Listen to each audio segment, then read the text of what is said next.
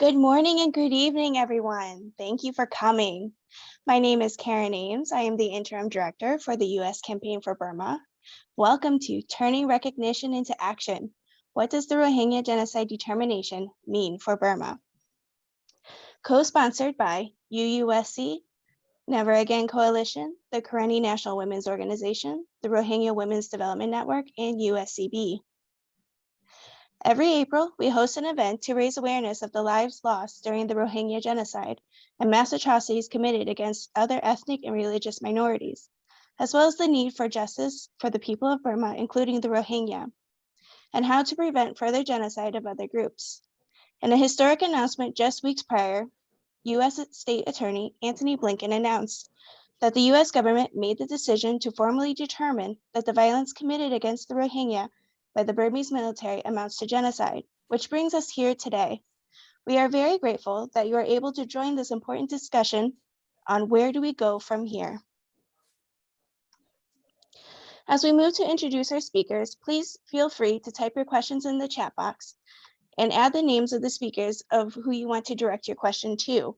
One of our colleagues will be collecting the questions for Q&A. Thank you.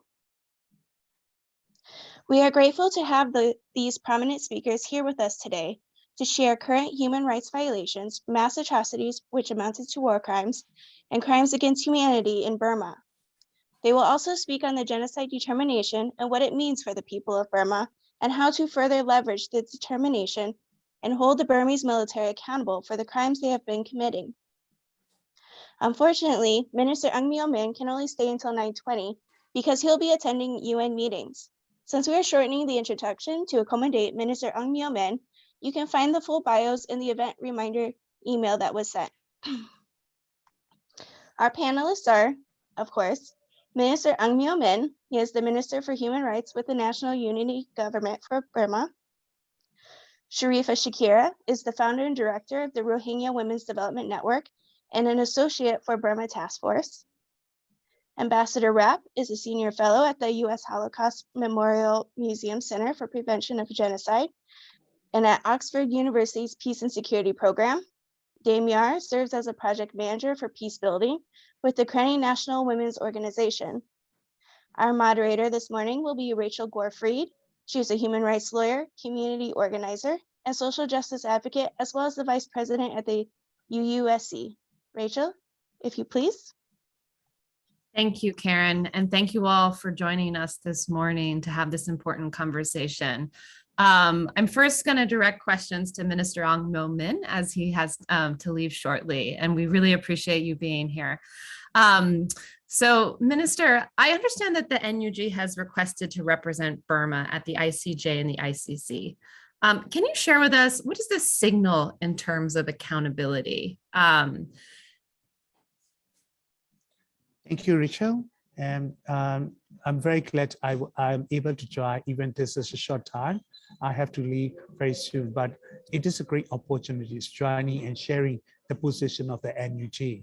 So that the current situation at ICC and also the possible engagement with the ICC and ICJ, it is a clear mentioning that the NUG will accept and fully comply with whatever both courts decide.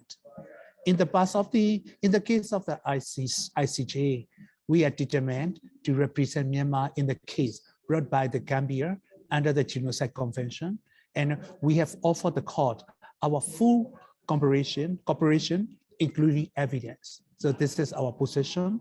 The NUG also continue to press the International Criminal Court to open an investigation on Myanmar. We have accepted the ICC jurisdiction with respect to international crime committed in Myanmar, including genocide, going back to 2002. We are also sharing evidence with the UN's Independent Investigative Mechanism for Myanmar, known as IIMM, to support prosecution in other jurisdictions. So this is our position.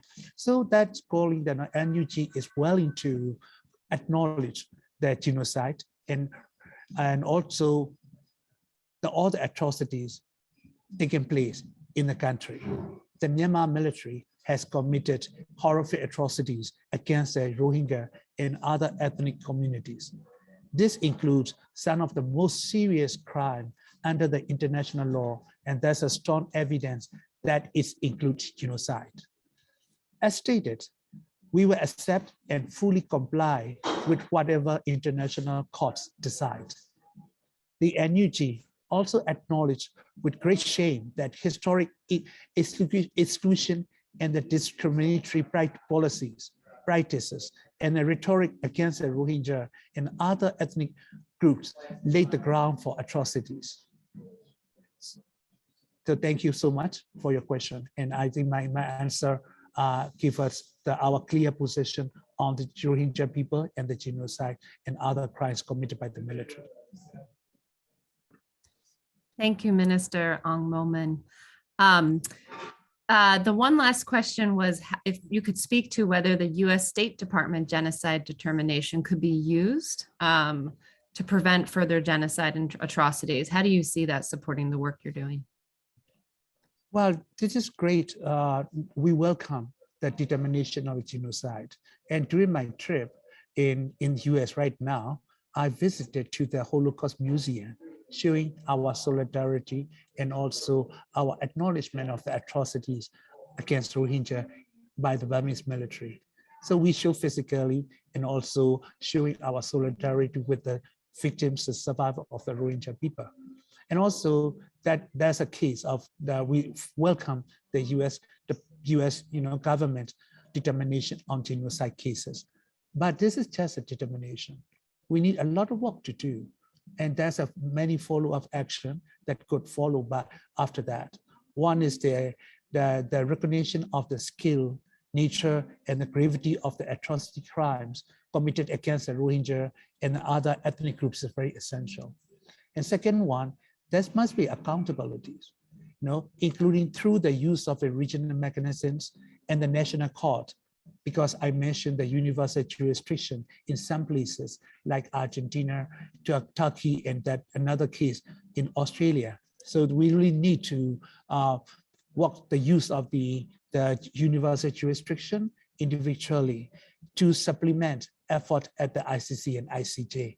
So these, we need to have a clear mechanisms and procedures, how to bring the justice to our friends, Rohingya people, is very important. So as I mentioned, we are committed for fully cooperation with the ICC and ICJ. And also I like to reiterate our commitment to bring justice to the Rohingya people. Any concrete actions taken by the US government after this determination. So we are there, and also we are always stand up for that. Thank you. Thank you, Minister. I'm just watching the time. Do you have time for one more question, or do you need to leave? Unfortunately, I have to leave across. Okay. Well, thank you very much for being with us. And we hope your meetings at the UN go well. And we appreciate you being here. Okay, I do believe that it's a fruitful meeting and very useful, informative discussion too. Thank you so much. Thank you. Well, I'm next going to turn to Sharifa. It's nice to see you. And I'm hoping you can speak to what does the US State Department genocide determination mean for the Rohingya community? Hi, good morning again. Thank you for having me here. First, I would like to start thanking the United States government for rightfully designating the plight of Rohingya as genocide. For us to come to this stage, many hundreds of thousands of innocent Rohingya people have lost their lives. Thousands of Rohingya women been raped.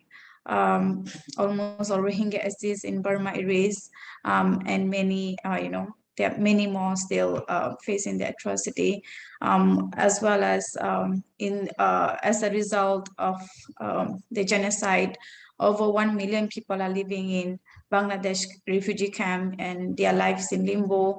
The entire Rohingya community and other human rights defenders worked so hard to come to this stage. of genocide recognition. It has been long due, but as they always say, that better late than never.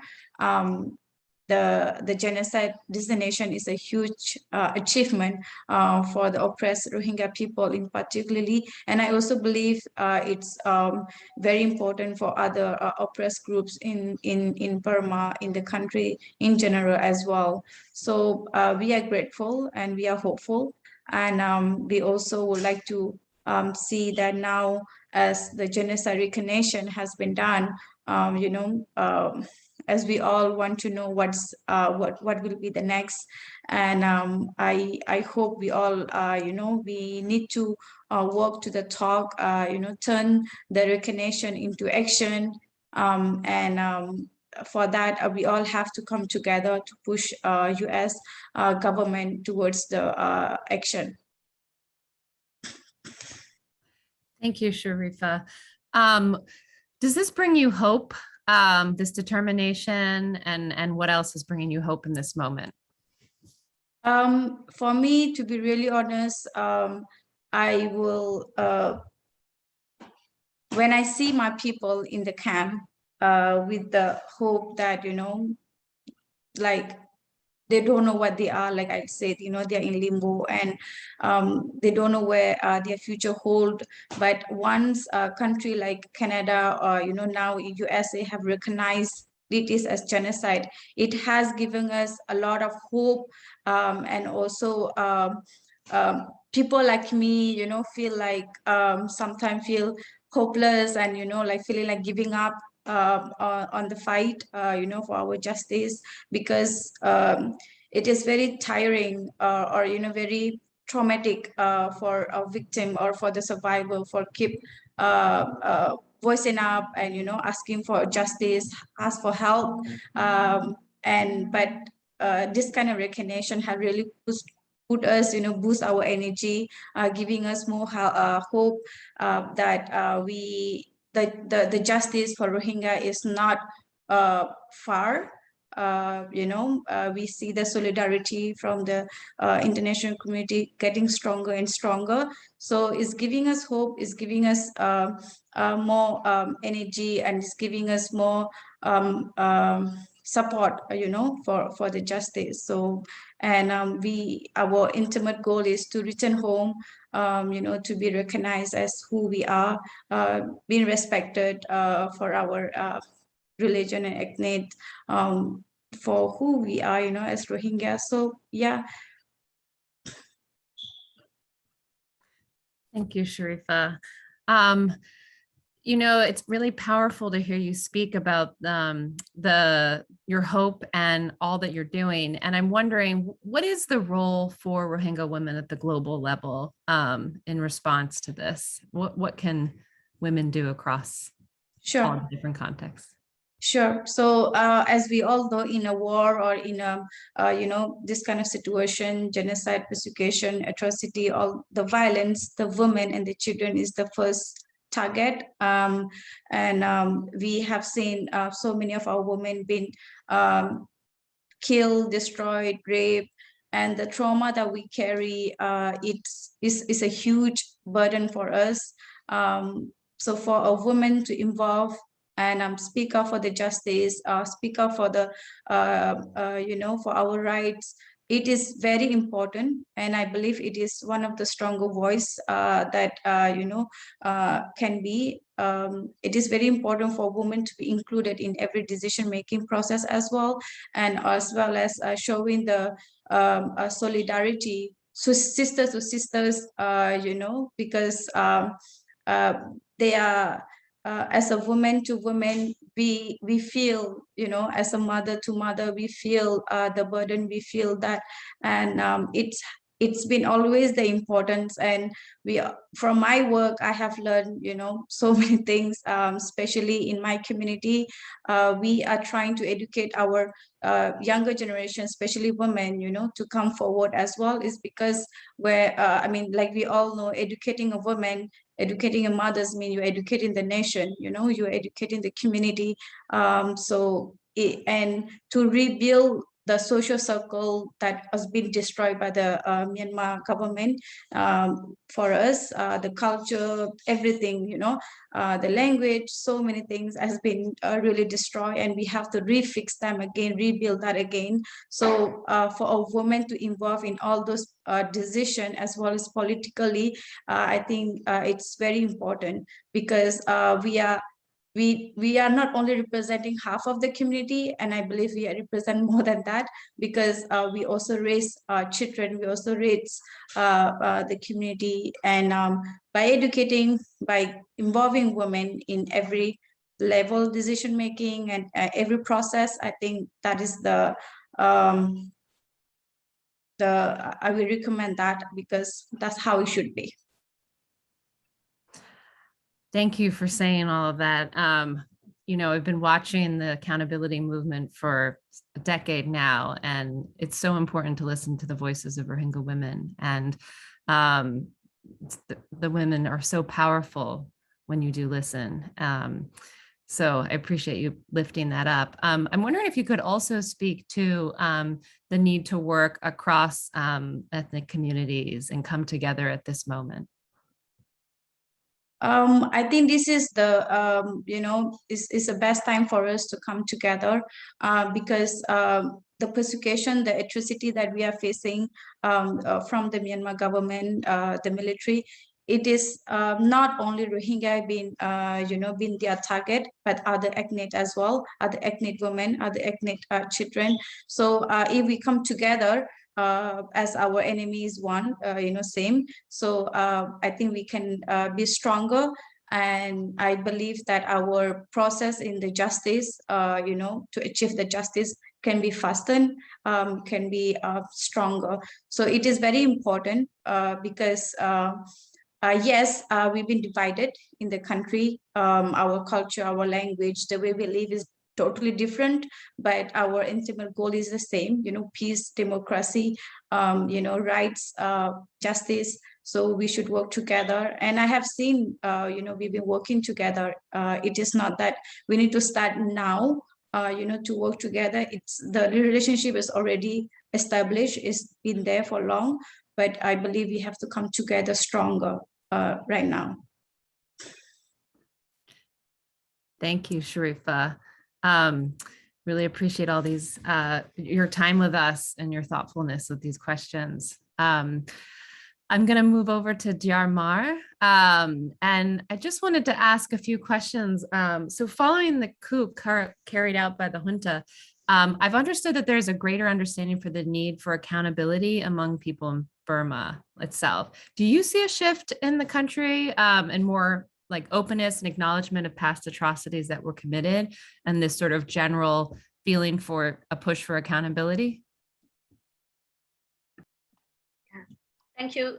Thank you for the organizing team for giving me a space to share my perspective, being a currently woman from the grassroots organization.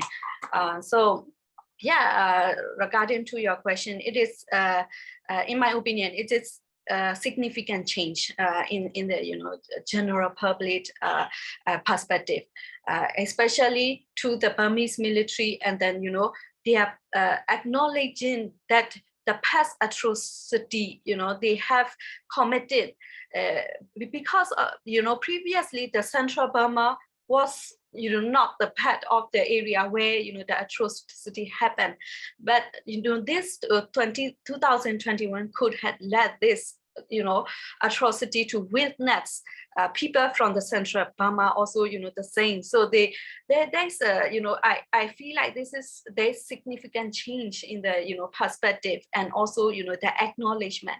So that's why it is important, it's the time that that we demand together for the accountability and justice, for the act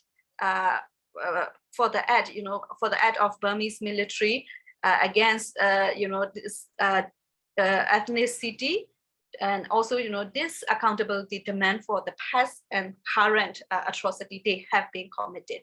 So according to my experience, as an ethnic organization, we share a lot about, how this Burmese military use rape as a weapon in this ethnic area to, to commit this ethnic cleansing genocide.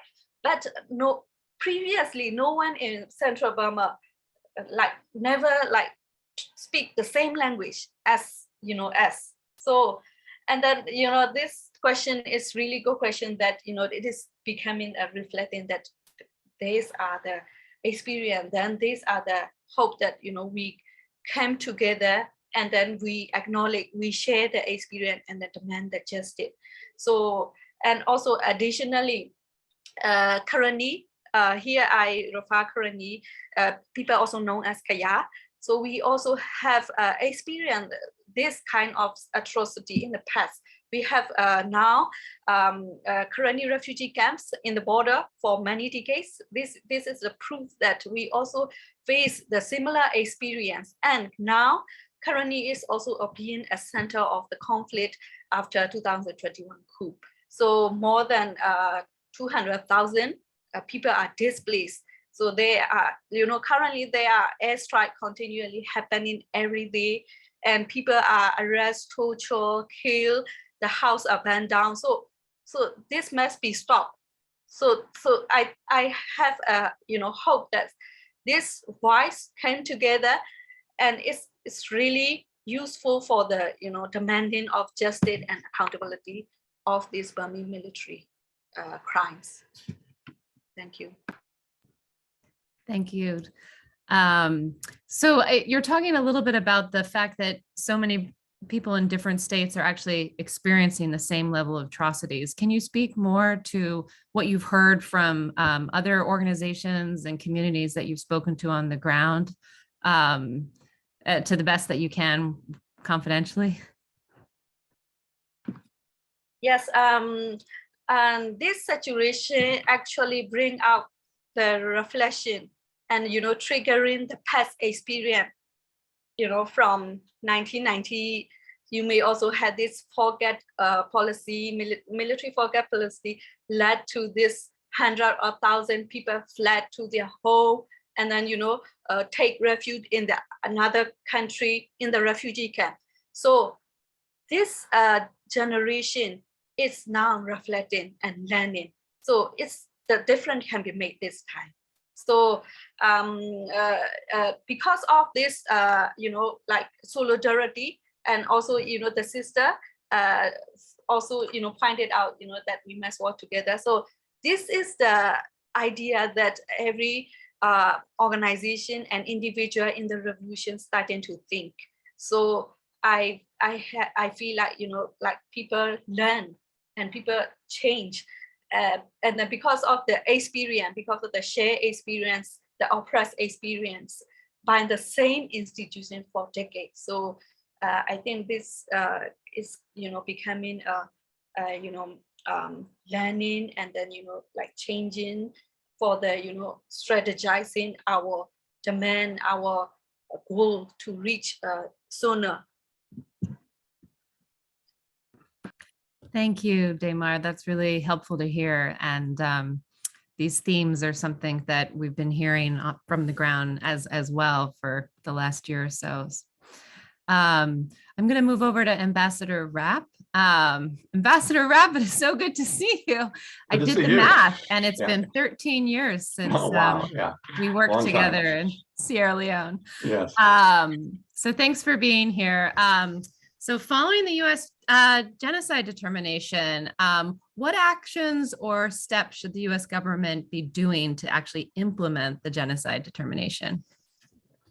And there are quite a number of things. I do want to emphasize, and as the other speakers have said, that part of the problem in the past has been that the U.S. hasn't pressed hard for accountability, particularly after the 2011 transition. It was sort of impossible to carry the message of accountability, and the generals certainly gained the expectation that they could get away with things, and it's no wonder that they then ran a military coup, and and the expectation that at worst they might have to come up with another arrangement in which they maintain control of the security services and and the country's wealth. And it shows how important accountability is and how you can never compromise it away.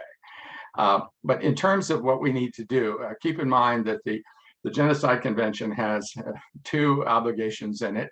One is to prevent, and the other is to punish. And obviously, having made the determination that there was a genocide, and and certainly we're seeing ongoing elements of it, we need to prevent the furtherance of that genocide, and then we need to punish those responsible. And I mean, on the prevention side, I do think that we have to cut off the income from the Tatmadaw, do more than we're doing now. And the U.S. has put some robust sanctions into effect. But I would encourage the U.S. government and the Treasury people to look at what we've done in the case of Ukraine, and certainly pressing countries and our own selves deciding not to be involved in the oil and gas sector, for instance, and to cut off that stream of income. And to deal with the financial system and the SWIFT codes, money transfers and a variety of things, where we could get truly serious in cutting their water off, so to speak. And I think, obviously the crimes in Ukraine are horrendous, and we have a massive invasion there. President speaks of the possibility to have a genocide. The legal determination on that, I think, will take some time, and it would actually take more evidence than presently is available. We've already made that determination in the case of Myanmar, belatedly. I mean, the whole thing was teed up because of research and a study done by the U.S. State Department in 2018, 2019, and it's taken us 3 years to go ahead and actually report on that finding.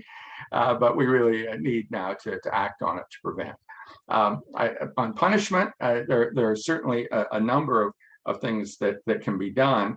And one, of course, is definitely to support the International Criminal Court. And the United States has recently sort of crossed the Rubicon in a way, the Irrawaddy, maybe we hope it will soon cross, when it comes to the question of the jurisdiction of the ICC. Clearly, the ICC has territorial jurisdiction under its statute. It's simply a matter of if a crime is committed in a country and that country sends the case to the ICC, that's that country's business. If I murder somebody in Canada, it's Canada that decides who prosecutes me. But the US has taken this untenable position, as has the generals, as has Putin, that the ICC has no jurisdiction over citizens of non-parties. And that's true if they're committing crimes in their own country. But if they're committing crimes in somebody else's country, then it does have jurisdiction. Now, I know we've heard from the NUG the possibility of the NUG sending the whole case to the ICC, but certainly we have the ICC already determining that the crime of forcible deportation was partially committed in Bangladesh. And for that reason, and because Bangladesh wants that case before the ICC and it's being investigated, and because that forcible deportation, though admittedly it deals only with the Rohingya crimes and not within the others, it can encompass all of the horrendous violence that occurred in these operations, the rape, the murder, the burning, et cetera, that pushed people over the line. And so that's the case the ICC has, and we should be supporting it. And of course, one of the ways in which it was incited and instigated was through Facebook messages. And the United States could assist in getting the information to the prosecutor of those messages and the owners of those accounts, which we believe were the military, in the case of accounts, one of which had 1 million followers, we could get that information to them. Now, if we're uncomfortable with doing it directly, we can do it through the IIM. But we need to use legal process, subpoenas, search warrants, et cetera. There's nothing to keep us from doing that. There's a statute that allows us to assist the mechanism, at least, on that. So we need to really get serious about that. And since we're deciding in the case of Ukraine by a unanimous vote in the Senate that there's jurisdiction over Russian actors in Ukraine, we should certainly hold that there's jurisdiction for Myanmar actors in Bangladesh as a state party. We should also support this International Court of Justice case, filed, of course, by the Gambia, that's still held on a jurisdictional issue, but that'll soon be resolved and it'll go on to determination on the merits. And of course, our Canadian and Dutch allies have also intervened. In that case, the United States should do the same thing. And since we've determined it's genocide and we respect the jurisdiction of the ICJ over genocide, no reason not to go there. Finally, and I want to, this may sound like particularly an inventive idea, but it was originally suggested to me by someone within the Department of Justice, who will remain nameless. But I think the U.S. Attorney in San Francisco, and I used to be the United States Attorney in Iowa, should open a preliminary investigation against On Min Lang and the Tatmadaw leadership for the crime of genocide, prosecutable in the Northern District of California, because Facebook as an instrumentality was used in the commission of that crime. Now, we also have the U.S. does that when it comes to the banking center in New York. We prosecute these Foreign Corrupt Practices Act just because one transaction flies through New York in an instant. We get jurisdiction over that case. In that same way, because these packets are being dispatched by Facebook's system into a country where the internet is Facebook, you can potentially have jurisdiction there. Obviously, there are technical issues in terms of how things were communicated, et cetera.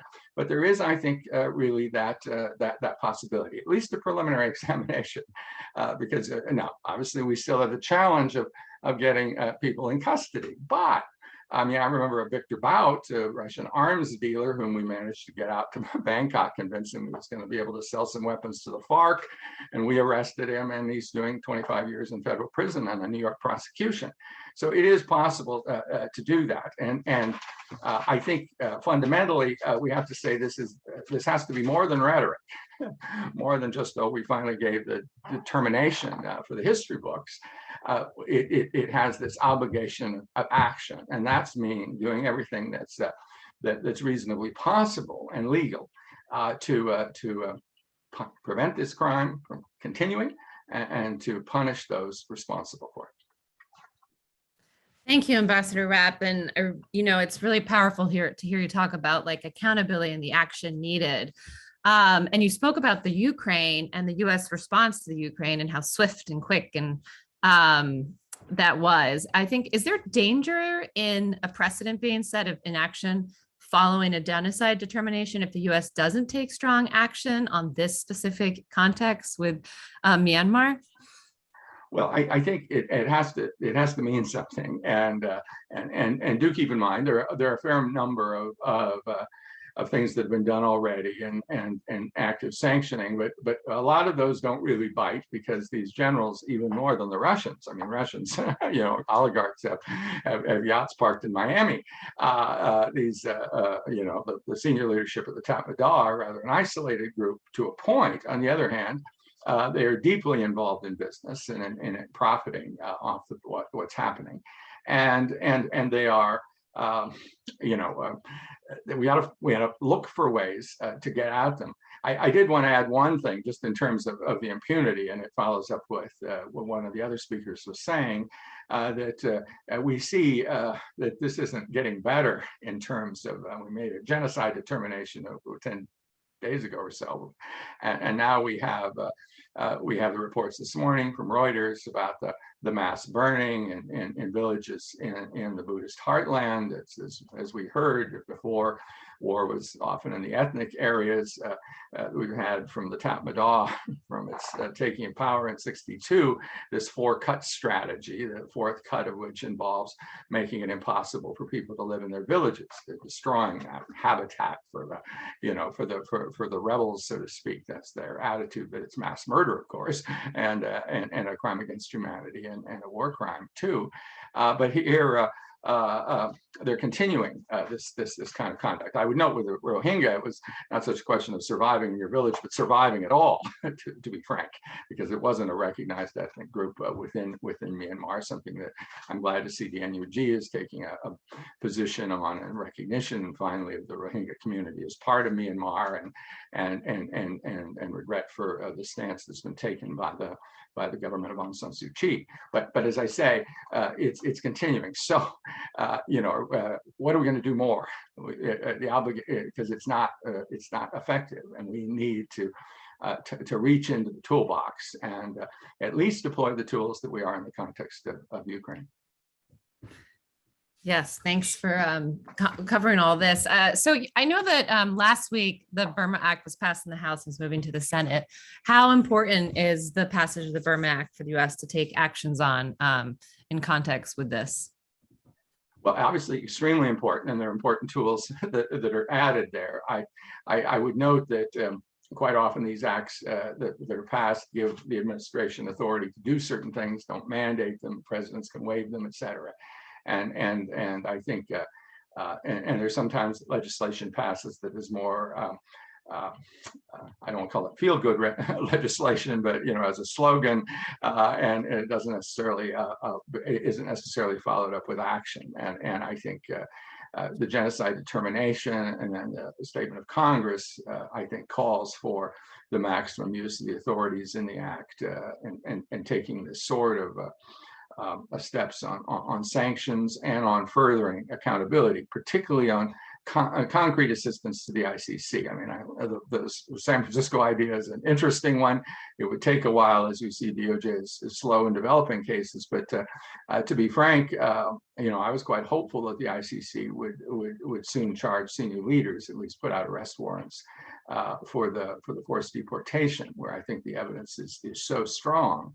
And I think that we want to make sure that they've got what they need to do that. Now, of course, once you have arrest warrants, that doesn't necessarily mean anybody's in custody, but you create a situation where it really is impossible to reconcile with those leaders.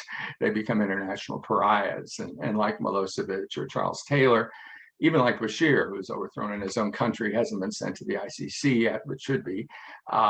It does have that eventual impact, and the ICC is very limited in resources, with only, I think, 71 investigators. Dealing with all the crime scenes in Ukraine, plus all of the African situations in which it's engaged, and Georgia also. It's impossible to imagine that they can spare more than a handful of people to work on the Myanmar case. So that means that the states really need to step up, as they are on Ukraine, and assist in bringing the evidence to the court so it can proceed sooner with cases in order to have the impact that we wish, and clearly to foreclose the possibility that someone might think that we should make some negotiation with this, or some governments make negotiation with the Tatmadaw and create another stitch up under which it maintains all control, but faces no accountability. Yeah. So I want to follow up on one comment you made that is around this idea about the accountability in the San Francisco, the Northern District Court of California. So it sounds like Facebook could have a role, possibly in inciting the violence. Could you speak more to that? How you're seeing Facebook's role in the genocide, and what other legal mechanisms might be available to us as a grassroots community of activists? Yeah, I mean, do keep in mind that there is this whole question of the Communication Decency Act, now about 25 years old. It was passed in order to encourage the internet, and it frankly immunizes these platforms from civil suit. There are certain situations in which they can be prosecuted, but it's extremely difficult. And if a newspaper runs an ad, and is willfully blind about what's in it, and it injures people, that's even with the protections of the First Amendment, that newspaper can be sued, but you can't sue a platform. It's viewed as a conduit, like the phone company, rather than as a publisher. And so the obligation there is a weaker one. And there has been discussion, frankly, led by a lot of conservatives who don't like the restrictions on their speech, about changing that law. And it's a rather intense debate in terms of America's belief in the free market of ideas and all of that, and the best answer for bad speech is good speech. But when somebody is holding the only megaphone, which was Facebook in the context of Myanmar in 2015, 16, 17, when these messages were delivered, and still are delivered, this is quite a different thing, and that to some extent I think requires some rethinking and some changes to our law. what we're not, when we talk about the prosecution, we're viewing it as a conduit, a little like a communication or a message that passes through our country, and those that pass that message along without examining it aren't necessarily the people to be prosecuted, but those who sent the messages are prosecuted because of what was intended to do and what it actually caused. I do want to be very careful here, and I don't want to get too much into the weeds, but I prosecuted at the Rwanda Tribunal the hate speech, the RTLM hate radio case, and convicted its two principals and also the editor of a newspaper. And that was for the crime of direct and public incitement to genocide. Interestingly, when the United States, after 40 years, ratified the Genocide Convention and implemented it in the Proxmire Act, we did not include direct and public incitement to commit genocide in the US enactment. That was a reservation on our part. And so now, however, as we determined at in Arusha at the Rwanda Tribunal, the UN-backed Rwanda Tribunal, where I was senior trial attorney and chief of prosecution, if the incitement actually caused a genocide, then it was the completed crime of genocide, and that you weren't prosecuting incitement anymore. Incitement is an inchoate crime that is actually committed even without showing that it had a direct impact. And that's the crime the US has not passed, but we have, of course, included genocide. So these messages, I think, can be viewed as acts that contributed to, that perpetrated through instigation and through messages, the crime of genocide. So it is, we have, as usual with American law, the usual steps that you might think we need to surmount are actually a little higher in the case of the United States. But having determined that it did cause a genocide and it happened, I think we are in a situation where we could potentially prosecute this if we've got the jurisdictional hook. And frankly, our jurisdictional hook is stronger than the Argentines or others, though I support these universal jurisdiction cases in situations where there are no other domestic courts with jurisdiction. And in the case of what the Argentines are doing, they're not dealing with a forcible deportation. You say ICC has that. They're dealing with what isn't being attacked by other jurisdictions. So when you get to these crimes of mass atrocity, the idea is that there's an obligation on everyone, as we saw in the ICJ case. I know that's not criminal, but there's this term of ergo omnes, that it's really on everyone to enforce these. And if you've got a law that works, and you've got victims before you, and you've got the evidence, and nobody else is doing it, then I think it's justified for even a distant country to take up the obligation. We'd much prefer that the country itself do it. We'd much prefer that the ASEAN countries get into the act. We'd much prefer that our Aussie friends, who had visits from some of these people, would actually do what other countries are doing in the WEOG group, but they're not. They're the one country that's being an outlier and isn't doing extraterritorial prosecutions, in part because they had such a bad record of going after Nazis about 30 years ago. They gave up on that, and I think they really need to get back into that business, and maybe they will after this next election. Thank you, Ambassador Rep. I'm going to ask a general question to each of our participants here today before we move into audience questions. We see that there are some audience questions coming through, and we'll move to those shortly. So Sharifa, I'm going to turn back to you and just ask you one question, which is actually two questions. First is, what do you want to see the international community do? And how do you see the grassroots community building momentum for the U.S. Burma policy? Thank you. I think what I would like to see is that now, like I said previously, it has been recognized, as a genocide, but it is our role now to push the recognition into action.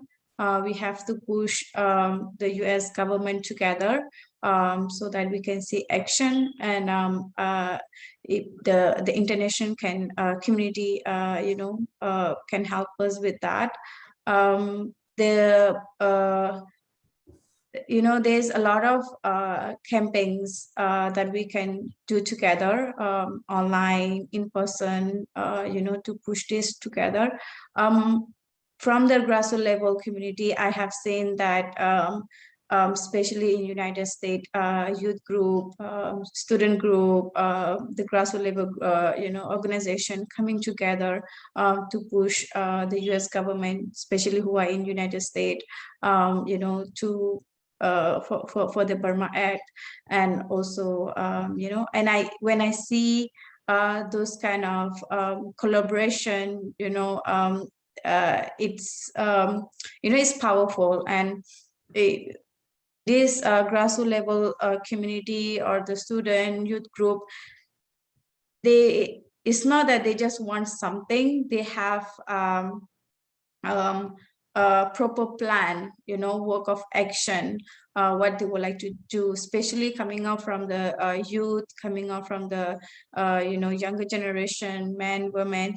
It is powerful in that sense. And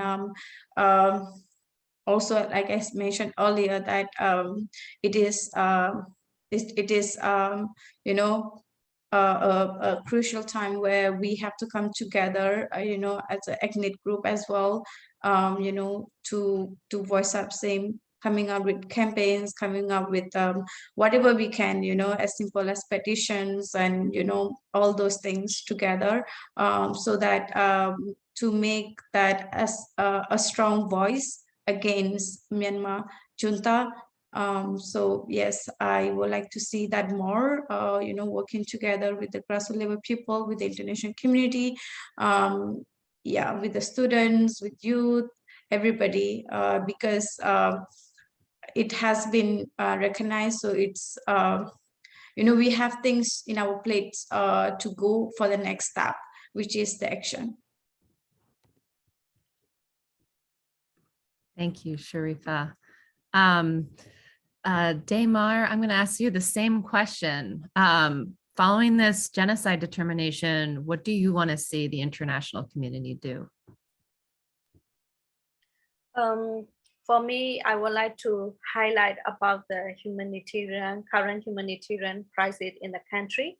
So the first thing is for me to request the international community to take this humanitarian crisis, and then the current situation on this human rights violation, and then take urgent action to support the crisis, because this is a very important need currently for the people all across Burma.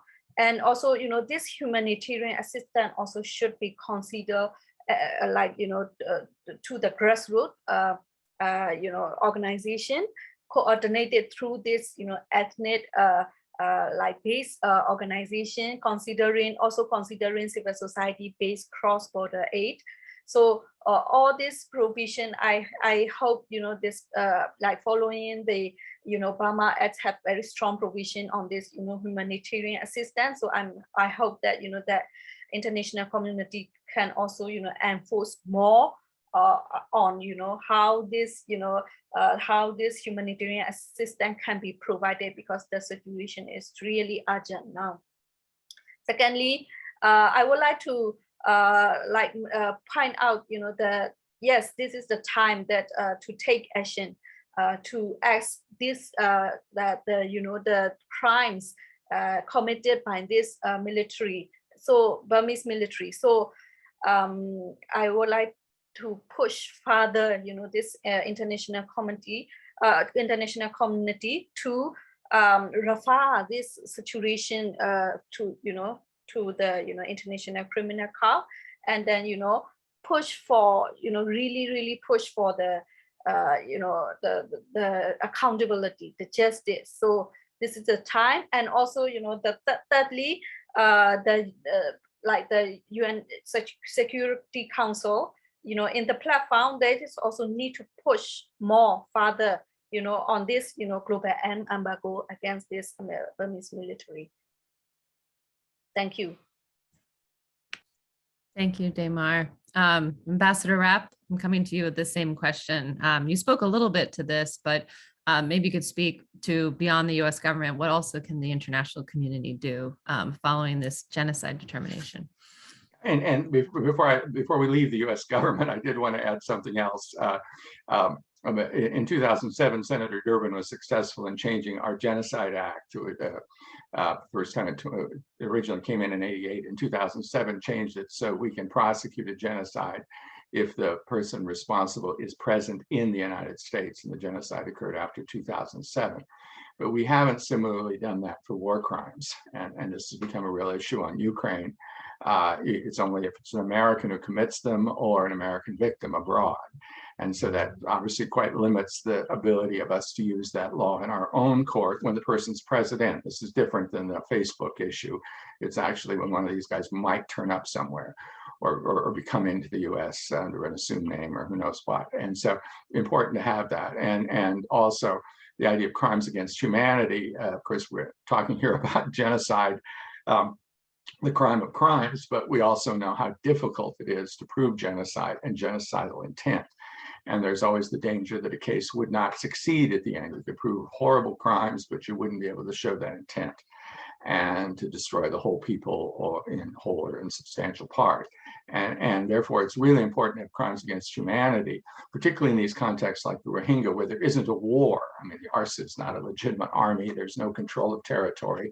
You may have a war in the past in the current area. You've had, of course, the KIA with the Archon, et cetera, but not with the Rohingya. And so if you're going to prosecute atrocities there, you need crimes against humanity, which are widespread and systematic attacks on the civilian population. And that's absolutely provable. We don't have a crimes against humanity statute. We pushed this at Nuremberg in 1945 ourselves. We never put it in our own law. That's in a bill that's presently on the floor. And with Ukraine happening, there's a good chance that it will finally become law. So Congress needs to move on this, and at the same time, I think it also needs to, call a hearing, and aside from just the law, get the administration to talk about what it's going to do specifically on sanctions and on everything else. Obviously, when it comes to the international community, to a large extent, it's projecting some of the same things. Countries that have people that are passing through or using their banks or using whatever business, et cetera, to commit these crimes, then those countries should also be involved in efforts to hold those to account, even sometimes companies, which can be prosecuted in many countries. The French are doing that in a couple of situations involving ISIS, the Swedes on an oil company for crimes in South Sudan. So, that's the kind of, really teeth, not just words. I mean, you're really going to, because these guys only understand that. And it's the only way that we're going to create a situation where I think there can be the transition that we all hope for, which is to a peaceful and democratic Myanmar, Burma, but the whole of not just 135 ethnic groups, but certainly 136, and everyone else living together and with all of their rights within their communities being respected. So we won't get there. We won't get to that peace without tough accountability. Thank you, Ambassador Rapp. I mean, you've spoken quite clearly to the ways the US government can do more to implement these international criminal statutes and domestic laws so that we can fortify our commitments at an international level. And I guess I have one last question that's related to this. It's one of the questions that we've had is, how did the US had quite a delay in making this genocide determination? It came about after the situation with Russia. And I'm just wondering if you could speak to how you feel like the failure to really make this genocide determination earlier on could have possibly prevented atrocities. You spoke to the ways that the Genocide Convention was designed both to prevent and prosecute. Is this in your eyes, a bit of a failure on the US government part to prevent a genocide? Yes, I mean, whether it would have had that impact. But I mean, it goes back to 2010-11. I was Hillary Clinton spoke in favor of a commission of inquiry for the crimes committed by the regime since '88, and I was allowed to push for that, even though the U.S. government wasn't completely on board. And then, of course, with the opening in 2011. All of that was shelved, and there was, I was denied even a chance to go to Myanmar and press for more effective military justice. So we just were just completely silent on these issues. So much hoping that we would have positive developments under this constitution, and with Aung San Suu Kyi's leadership as state counselor, albeit without control of the security services, well, not even control of civil administration, and so it's.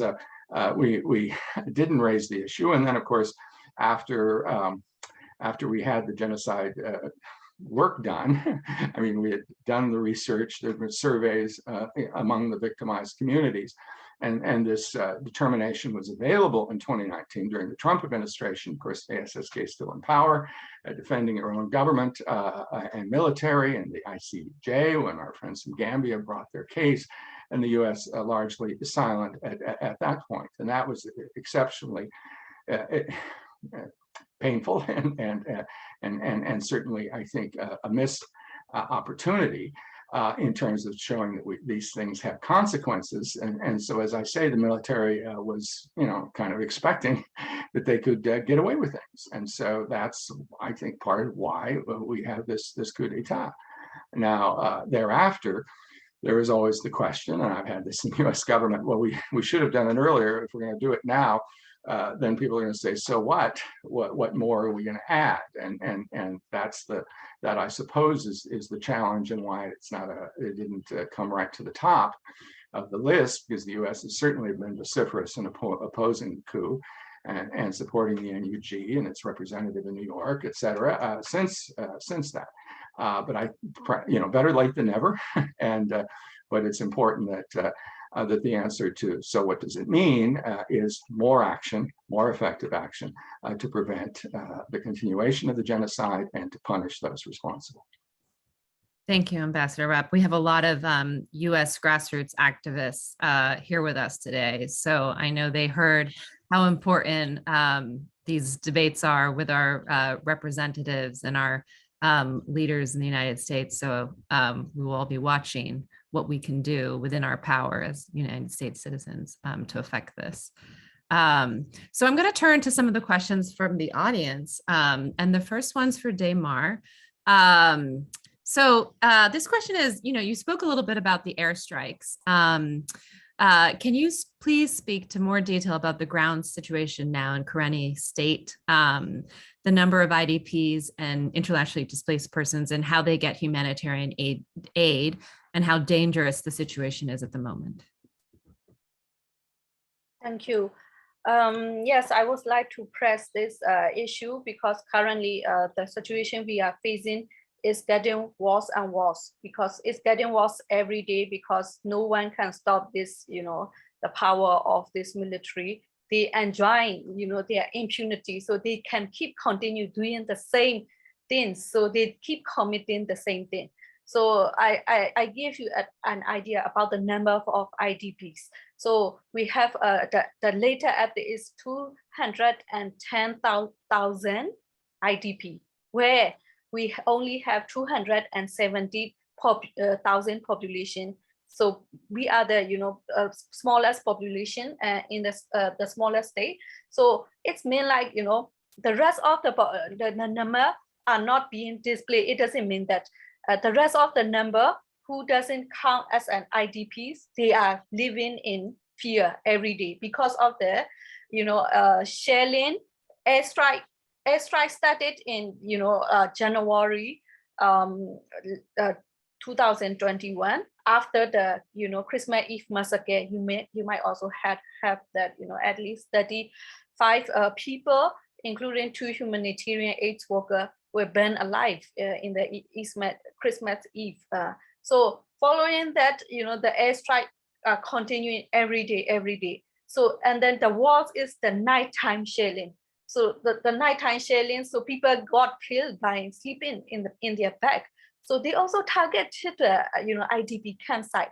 So the situation is, people are being displaced and they are multiply displaced. They have to keep moving until they feel safe, but they nowhere is safe. So that, the IDP camp are really temporary. So like, because of, everyone across the, state have been displaced, and also it is very difficult to assess the basic need for the IDPs, especially currently, some of the campsites are already out of ration of food.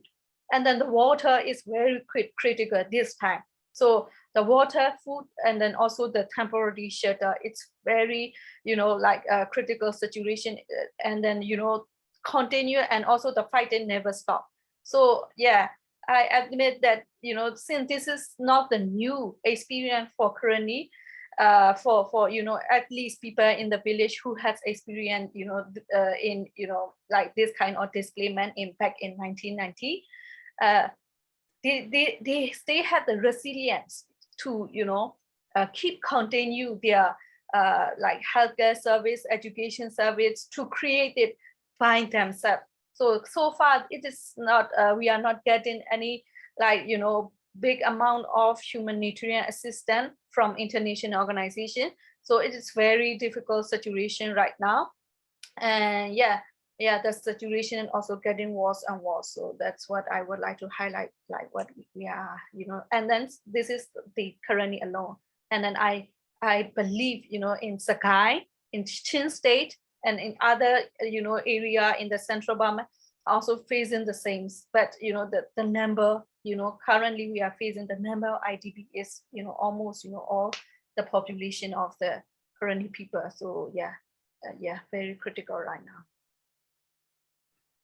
Thank you, Daymar, for sharing all of that with us. And I'm wondering if you could also speak to the question I just asked Ambassador Rapp around, like, how could the genocide determination by the US have prevented atrocities? It would be helpful to hear your perspective on that as well. Yes, yeah, like, I have been thinking, because this is happening, it's not the first time. So I also have mentioned earlier, we have experience, and then it could have been prevented if there is, acknowledgement or intervention from the international community earlier. And now this is the time that we have to welcome this genocide determination, because this also they can impact a lot of the action, and especially to stop this to stop the crime, especially war crimes against humanity. So this need to be stopped. So I really hope this the genocide determination can lead to this accountability, and then justice, bring the justice to the people who survive this event, who are also the victim of this experience, this atrocity. Thank you, Daymar. So I think we have that's all the questions we have. I think we've gotten to all of them from our audience. I'm going to invite each of you to say one last comment, if you wish, before we close out with some final remarks from Karen. Sharifa, is there anything you'd like to add to the conversation that we may not have gotten to today? Yes, there are, few points that I like to make, but I will make only about 1 to 2 points. First, I would like to encourage, like our sister Daymar have said, in a humanitarian crisis. So I would like to, as an ethnic, community, we also have the same. But I would like to emphasize one thing, is that educations, especially in Bangladesh camp, Burma Task Force had been really pushing towards the education, and it has been really important. The persecutions that Myanmar government has you know, we've been facing from them. It's been long time. It's been for many, many decades. And now the world starting to know it is because they successfully prevent us from getting educations, prevent us from moving from one place to another. So it is very crucial for our children, our younger children, to get the access of education. So, in the camp, outside the camp, inside Myanmar, so especially inside Bangladesh camp, it is very, very important. So I would like to, just to make that note, so that we have we will like the grassroots level people, the international community come together in our support, to push Bangladesh government for the education. Another things that I would like to also mention is that our ambassador rep has mentions that for the justice to be, to be served, all the ethnic group in the country have to be, recognized, including Rohingya. And it is, I would like to urge, to see that kind of recognition, more clearly, especially with the NUG, what they stand. Yes, we see from NUG, they have a clear stand for the recognition of genocide, but we would like to see more their stand with Myanmar junta as well as recognizing Rohingya clearly. We also would like to see that NUG play a role. In Myanmar, there is Rohingya been misunderstood from the beginning, with the Burmese within the Burmese community. So we would like to see NUG play a role, so that we are being accepted and being recognized as equal as well. And I strongly believe it can be done. So that are some of my points and requests that I would like to make. And thanks again for giving me this opportunity to speak. Thank you, Sharifa. Those were very clear calls to action for the international community to hear, and also for the US government. So thanks for providing those for us today. Daymar, are there any last reflections you wanted to share before I turn this back to Karen? Yes, my last reflection is like, there is also, needed to acknowledge the different resistance movement. So, since before the coup, there was a resistance movement, and also, after the coup, there's also different form of resistance movement came out, like, the protests by the student, workers, all these, grassroots people are across Burma, and also from the, even from the refugee camp, from, Thai-Burma border, and also Bangladesh countries. They also show this, resilience, solidarity. So we really need to acknowledge the different movement, different form of movement, different form of resistance. And secondly, we must not forget the resilience of the displaced people around, across Burma, and also the people from the resistance of these people, resilience of the people from, the refugee camps. So they are the survivors. So becoming, the perspective is changing, because as a, woman, we never see ourselves as victim, because we are the survivor, because we have to survive in this, situation. So I would like to, request that to change the perspective and acknowledge the movement, the resistance, and also resilience of people, and learn from them. Thank you. Thank you so much for naming that, Daymar. We are so honored to be able to be in relationship at UUSC with such powerful advocates who are resilient, organized, and fearless in their commitments to furthering human rights. So thank you again for saying that. Ambassador Rapp, you get the final word today. Well, and let me just say how proud I am to join with Sharifa and Damar in this discussion, and that really, I think we covered a great deal here, and as I've always felt involved in accountability and justice, if I wasn't in there with the victims and survivors doing what they were seeking, I was on the wrong path. And there's no question that path now must lead to accountability. But I did want to pass a moment, just certainly second what Sharifa said, and but to make it more specific on our NUG friends, it has to be quite explicit that the Rohingya are part of this country, and that there will be a recognition as one of the ethnic groups, and then presumably a process towards sort of a more federal solution, which is talked about, but including them, and that has to be a key part of it, because it will be too easy if there were another transition for that to be left behind, because there'd be Buddhist extremists and others that would be pushing that cause. And so you need that commitment right there, like in the Declaration of Independence, when you start the war, you need to say what you're for.